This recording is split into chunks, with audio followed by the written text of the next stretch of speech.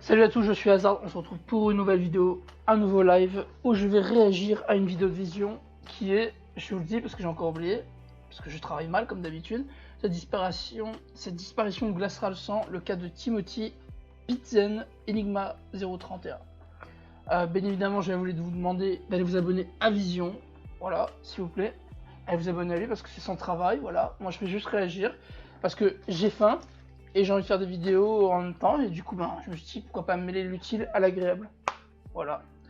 Du coup, n'hésitez pas à me suivre sur les réseaux sociaux, sur le nom de Hazard, Insta, TikTok, YouTube évidemment, et Twitch. Voilà, logique. Le but, 1000 abonnés sur YouTube et 100 followers sur Twitch. Merci beaucoup, bon visionnage à vous.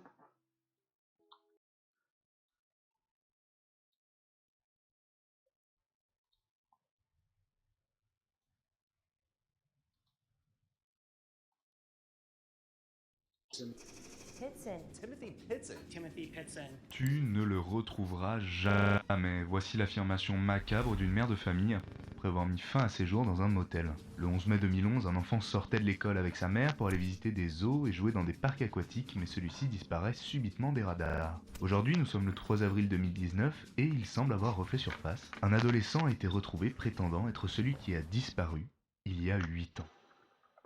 Bonjour à toutes et à tous et bienvenue dans cette nouvelle vidéo. Aujourd'hui on va traiter un thème que j'ai peu abordé sur ma chaîne, les disparitions inexpliquées. Voilà, j'avais envie un peu de changer pour me diversifier tout simplement et pour vous proposer plusieurs types de contenus. Voilà, j'essaye pas de rester sur mes acquis. Donc voilà, aussi petite parenthèse pour les personnes qui me découvrent. Ouais, moi aussi, c'est diversifié.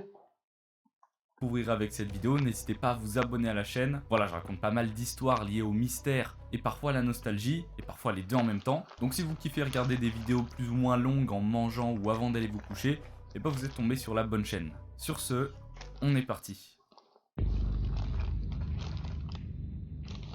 Bon, avant de commencer réellement l'histoire, je tenais à vous présenter les différentes personnes qui la composent. James Pitzen, le père, Amy Fry, la mère, Timothy Pitzen, le fils, Kara Jacobs, la tante de Timothy et sœur d'Amy, et Alan Anderson, la grand-mère de Timothy. Avant la naissance de Timothy, James Pitzen avait rencontré Amy lors d'une fête. Les deux ont commencé à se fréquenter mais ne pouvaient se voir que dans de rares occasions dû à la distance qui les séparait. Mais un beau jour, ils ont décidé de briser celle-ci et de vivre ensemble. Au tout début de leur relation, Amy se confie à James et lui avoue qu'elle lutte contre la dépression due à une relation passée. Mais étant un éternel optimiste, il se dit qu'on a tous nos petits problèmes et qu'elle pourrait apprendre à le gérer dans le cadre d'une relation saine. Mais malheureusement, elle fera plusieurs tentatives, comme en 2003 où James avait reçu un appel d'un passant disant que sa femme était assise au bord d'une falaise tout en prenant des pilules. Tout compte fait, en 2004, ils finissent par se marier et le 18 octobre, Amy a donné naissance à un petit garçon, Timothy Pitzen.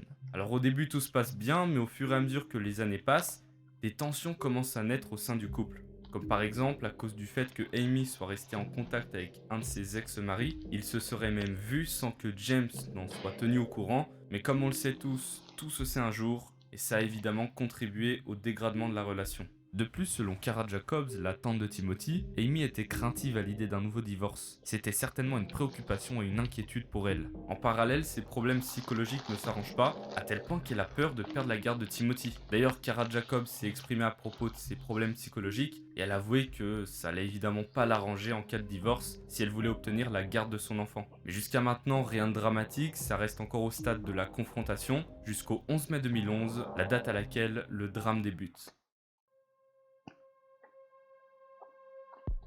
Le 11 mai 2011, à 8h30, la mère vient récupérer Timothy à son école, la Greenman Elementary School, sous prétexte qu'il y avait une urgence familiale, et prennent la route à bord d'un SUV bleu Ford Expedition 2004. Le but était d'aller au zoo de Brookfield, mais le véhicule ayant un problème technique, elle l'emmène dans un concessionnaire à 10h. Arrivé là-bas, un des mécaniciens sur place propose à la mère et à son fils de les emmener au zoo, proposition qu'ils acceptent. Ensuite, elle récupère le véhicule à 15h et se rend au Key Lime Cover Resort à Gurnee dans l'Illinois, un parc aquatique qui fait office d'hôtel également. Le fils se demande forcément ce qu'il se passe. Il venait d'entrer en cours et aussitôt sa mère vient le chercher pour qu'il puisse s'amuser. Mais rapidement, cette pensée va quitter son esprit et il va s'amuser dans les différents toboggans du parc. Cela semble être une si belle journée. On est aux alentours de 17h, le père va aller chercher son fils à l'école, mais mauvaise nouvelle, il n'est pas là. L'excuse du soi-disant voyage à caractère familial Il n'en avait évidemment jamais entendu parler. Il tente par tous les moyens de joindre sa femme, mais tombe à chaque fois sur le répondeur. La tension commence réellement à monter. Le soir approche, Amy et Timothy passent cette nuit à l'hôtel du Key Lime, nuit qui semblera interminable pour ce pauvre père de famille.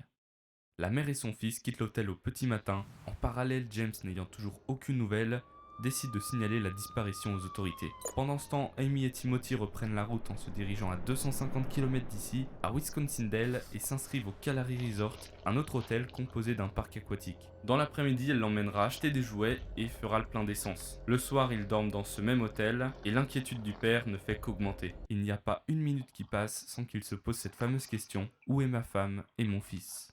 10 heures. Ceci est la dernière fois que Timothy a été vu vivant. Selon les enquêteurs, la mère et son fils, à partir du moment où ils ont quitté l'hôtel, ils auraient parcouru 200 km au sud de Rockford, dans l'Illinois. À 13h30, Amy appelle sa mère en lui disant qu'ils vont bien et qu'ils seraient bientôt de retour. Puis elle appelle également son beau-frère en lui disant « Timothy va bien, Timothy m'appartient, Timothy et moi allons bien, Timothy est en sécurité ». Mais le beau-frère en question a entendu quelque chose. Il pouvait entendre en arrière-plan Timothy, il est donc présent à ce moment-là dans la voiture, alors qu'on pouvait voir encore une once d'espoir. C'est la dernière fois que nous entendrons Timothy. À partir de maintenant, tout devient de plus en plus mystérieux. Amy sera observée à 19h25 à Winnebago dans une papeterie au nom de Family Dollar, puis une demi-heure plus tard dans une épicerie à quelques dizaines de mètres, Sullivan's Foods. J'ai travaillé pendant 15 ans pour un patron, alors aujourd'hui, c'est à moi d'être la patronne. Et tu sais comment t'y prends? Tout est sur... Ferme-la. Qu'est-ce qu'elle fait? What the fuck?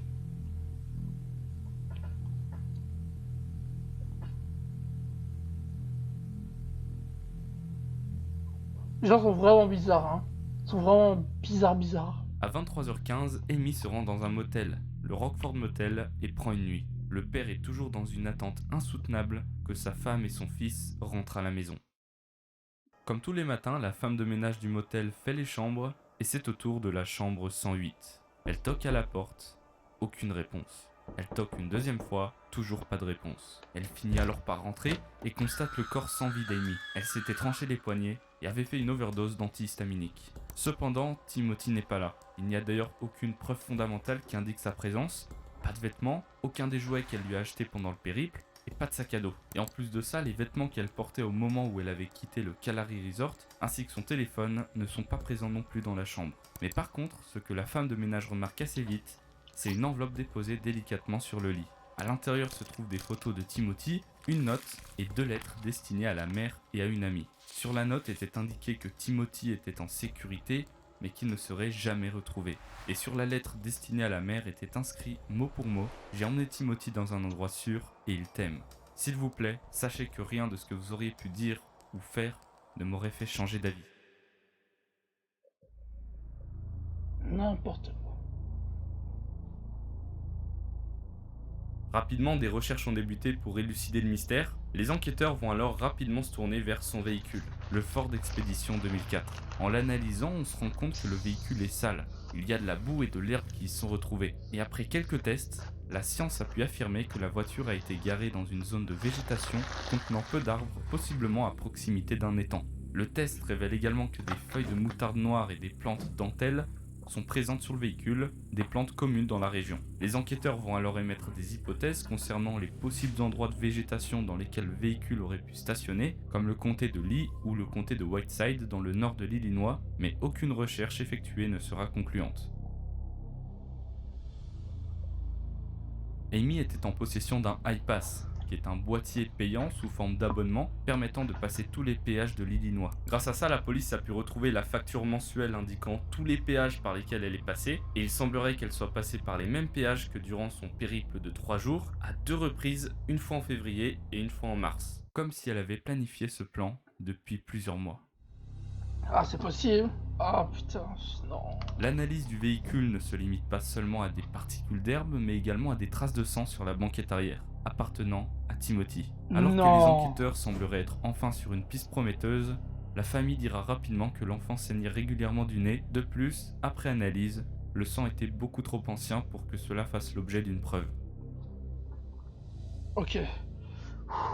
Mais alors que l'enquête commençait à être au point mort, 2 ans plus tard, en 2013, la police retrouve son téléphone au bord de la route 78, au bord d'un entrepôt, lieu dans lequel elle aimait particulièrement aller avec sa sœur durant son enfance. Mais malheureusement, après expertise, ce nouvel élément qui aurait pu apporter de l'espoir ne donnera rien de promettant.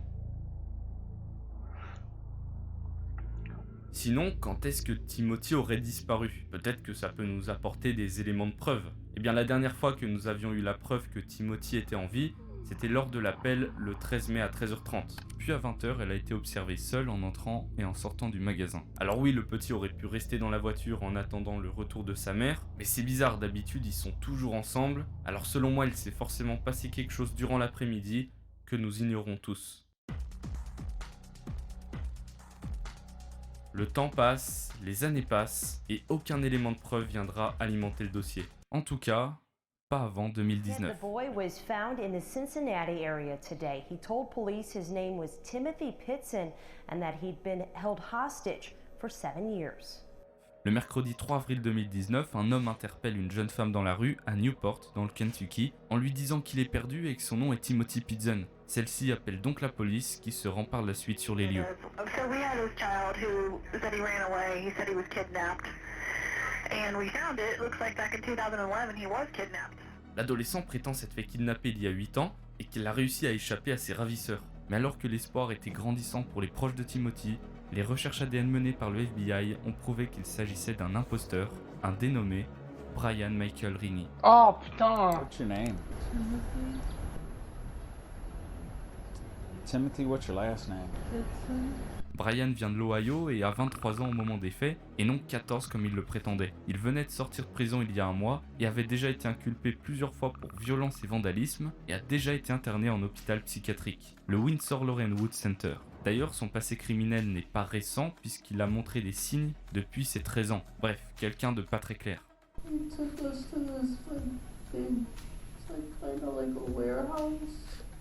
Suite à ces événements, Brian Rini retournera en prison pour vol d'identité aggravé d'une durée de 2 ans. Il est d'ailleurs ressorti récemment, en mai 2022.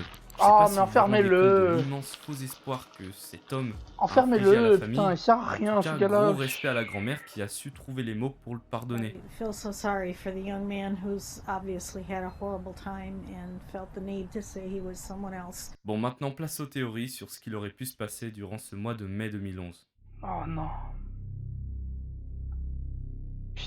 J'ai sorti une nouvelle formation de Ta trading gueule, et j'ai décidé putain. de l'offrir à toutes On s'en les bat les personnes couilles, ta crypto de motivées. merde. Est-ce Ta que le gueule. problème, Putain, ils font chier avec leur pub de merde là. Ta gueule, ta crypto. Oh, ça me casse les couilles. C'est bon quoi. Putain, j'ai sorti une nouvelle crypto, mais je m'en fous. Bah les couilles. eh bien Ah bah ce les serait couilles. pas le père.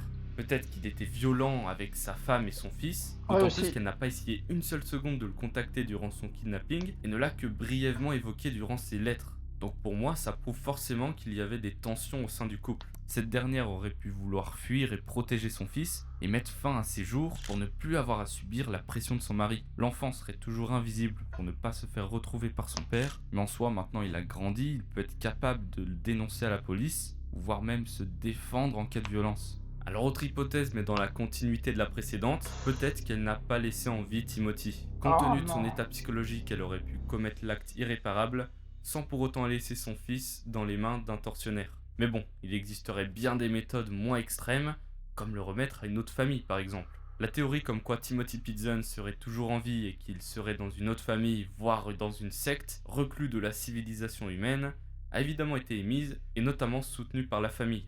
Le fait qu'il n'y ait pas de traces de violence et que le meurtre n'est pas évoqué dans ses lettres peut laisser penser qu'elle a laissé son fils à quelqu'un d'autre. Si le père était véritablement violent mais qu'il n'y avait que elle et son fils qui étaient au courant, et bien même si elle le dénonçait à la police, qui croirait une femme qui est instable psychologiquement? Donc pour elle, la meilleure solution a été de le remettre clandestinement à quelqu'un d'autre, mais pour éviter la casse-prison, elle a préféré mettre fin à ses jours. Encore une fois, il y a quelque chose qui cloche. Aujourd'hui, ça fait plus de 10 ans que cette histoire a eu lieu, le vrai Timothy aurait forcément refait surface depuis. Ou alors le père est totalement clean, mais il a fait remarquer à sa femme qu'elle n'était pas capable de s'occuper de son fils seule. Elle aurait donc voulu prouver l'inverse, sauf qu'un quelconque drame serait survenu pendant le voyage, et plutôt que de faire face à la justice, elle a préféré mettre fin à ses jours. Donc dans cette hypothèse, elle n'aurait pas prévu à l'avance de mettre fin à ses jours, mais ça ne serait qu'une conséquence de ses actes. Et ce qui a du mal à coller, c'est le drame en question. Qu'est-ce qu'il aurait pu arriver à son fils?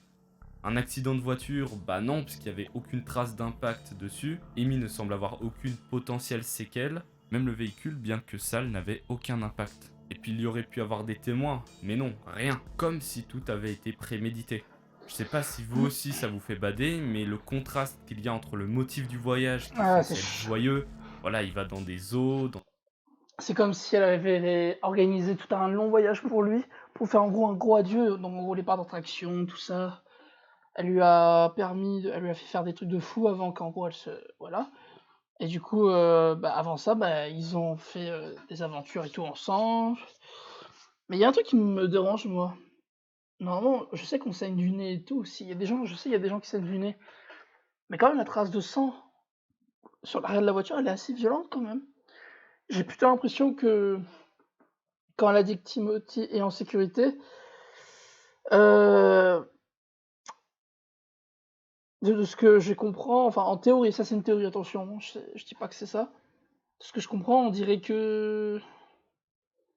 Je crois pas qu'elle l'ait laissé en vie, mais bon, après on va voir. dans des parcs aquatiques, tout ça pour que la finalité soit tragique. Bah, Je vois voilà. ça comme profiter de ces derniers instants, Voilà. un peu comme le dernier repas du condamné, qui est une tradition dans certains états des États-Unis consistant à laisser le condamné à mort choisir le repas qu'il souhaite avant son exécution. Peut-être que la mère a demandé à son fils où est-ce qu'il voulait aller avant de rejoindre le ciel.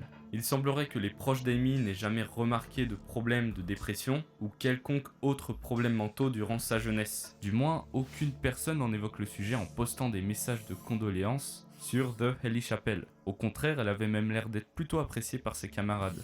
Depuis, la famille et les proches s'efforcent d'avoir le fin mot de cette histoire en faisant des apparitions soudaines dans des reportages, aux informations et sur les réseaux sociaux, en tenant par exemple un compte Instagram ou un compte Facebook, toujours d'actualité dans l'espoir de retrouver Timothy. La mère d'Amy déclara même « Nous n'avons pas terminé. Je n'en aurai pas fini tant que je ne verrai pas Timothy debout devant son père, et seulement à ce moment-là, je me sentirai complète, comme si la boucle était bouclée. » Putain.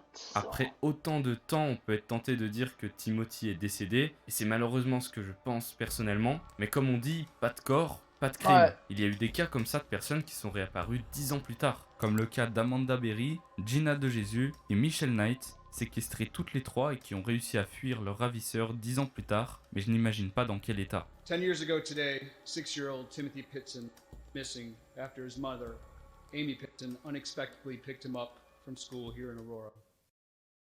Voilà, on arrive à la fin de cette vidéo. N'hésitez pas à mettre vos théories en commentaire. Quelles sont les raisons selon vous qui ont fait que la mère a mis fin à ses jours? Mais surtout, si Timothy est encore en vie ou non. Voilà, je voulais vous raconter cette histoire car je la trouve hyper intrigante. Plein d'éléments. Moi, je pense que si ça, elle avait vraiment été battue, elle l'aurait dit dans ses lettres en mode il m'a fait ça, ça, ça. Ou alors elle aurait essayé d'en parler à quelqu'un et puis si elle avait peur ou elle était dépressive, elle aurait écrit sur sa lettre au moins, mais elle l'a pas fait, je pense juste. C'est une dame qui était dans le divorce, elle l'arrache quitte totalement, elle a voulu passer un bon temps avec son fils, mais elle ne voulait pas se séparer de lui, elle était incapable, donc du coup, pour pouvoir être avec lui éternellement, entre guillemets, je pense qu'elle l'a tué, et du coup ensuite après avoir fait ça, elle s'est tuée. Et du coup, parce qu'elle n'a pas supporté la pression et qu'elle voulait rejoindre son fils. Mais dans tous les cas, c'est fucked up parce que déjà, il y a un mort, ça c'est sûr, il y a une disparition depuis plus de 10 ans. Donc même si le mec est retrouvé aujourd'hui, il est trauma. Yes. J'espère l'ambiance ici, hein. J'espère que il va bien actuellement le mec. Timothy. Putain, c'est fou, il y a vraiment des gens... Ah, j'ai pas envie d'être en couple, moi, c'est bon. Putain. La vache. Tu sais quoi, j'ai envie de regarder cette vidéo là. Je vais la regarder, mais bien sûr... Comment utiliser ton cerveau pour mémoriser et comprendre des informations complexes en un temps record? Tu regardes toujours des tutos pour montrer... Ta gueule, avec tes pubs de merde. On s'en bat les coups de tes pubs de merde là. Bref. Écoutez, c'était tout pour cette vidéo là.